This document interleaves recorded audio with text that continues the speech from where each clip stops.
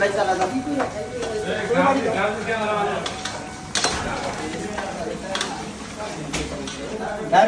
আপনি কিছু বলেন।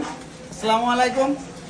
আমরা প্রবাসী, আমাদের কোম্পানির সবাই মিলে আজকে আমরা একটা আয়োজন করছি। আমাদের এক ছোট ভাই মোহাম্মদ মেহেদী হাসান, ওনার বিয়ের উপলক্ষে। তো উনি সামনের সপ্তাহে উনি দেশে যাইব। যাওয়ার আগে আমাদের সবাই সাথে একটা পার্টির আয়োজন করছে ছোটোখাটো। এর ভিতরে আমরা যেমন খাসি রান্না করতেছি, গরু রান্না করতেছি, মুরগির রোস্ট, পোলাও। তো এই আমরা আমার বিয়ের অনুষ্ঠানটা আমরা সবাই নিজের মনে করে আমরা সবাই নিজে যার ভাবে করতেছি।